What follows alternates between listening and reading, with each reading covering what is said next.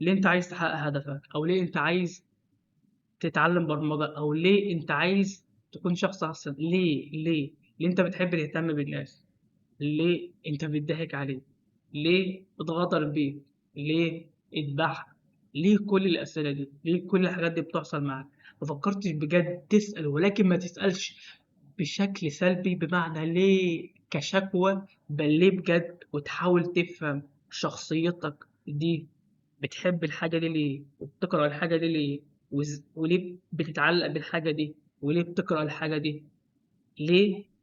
الموضوع ده حرفيا إذا عرفت إجاباته، إذا تعمقت فيه، فحرفيا هتعرف تعيش حياتك، لأن حياتك كلها بتتشكل على الأسئلة دي.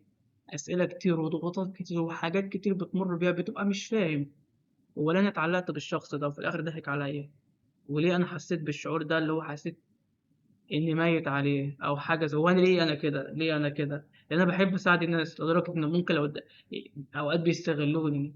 ليه أنا بحب عايز أتعلم برمجة وعايز أتعلمها مش فاهم، على الرغم من الموضوع صعب، بس أنا عايز أتعلم الحاجة دي بس مش فاهم ليه أنا عايز أتعلمها، لكن عايز أتعلمها. فبيبقى في ضغط إنك بتتعلم الحاجة ومش فاهم ليه أنت عايز تتعلمها، فمش بتعرف تتعلمها بشكل كويس. فلو عرفت أنت ليه عايز تتعلمها هتتعلمها بشكل كويس.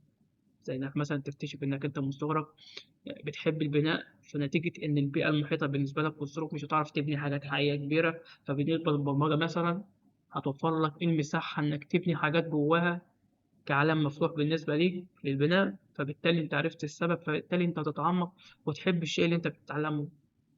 ولو أنت عايز حاجة تساعدك في حاجة زي كده، في كتاب اسمه قوانين الطبيعة البشرية. الكتاب ده أنا معايا، لو أنت عايز نسخة PDF ابعت لي في الانستا تحت او حتى في التليجرام، وهبعت لك الكتاب وتبدأ الرحلة في انك بجد تعرف نفسك. انا وقت ما عرفت نفسي عرفت الاخرين، وقت ما عرفت نفسي عرفت العالم. لان هي الفكرة فيما فيها بتبدأ من انك تعرف نفسك.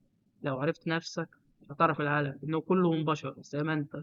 فانت اكتر شخص قريب بالنسبة ليك انك فعلا تعرف حقيقة نفسك. وقت ما تعرف حقيقة نفسك، حقيقة مشاعرك، حقيقة إيه الأسباب دي، هتشوفها في غيرك. هتشوف الحاجات اللي أنت كنت فيها وهم لسه فيها.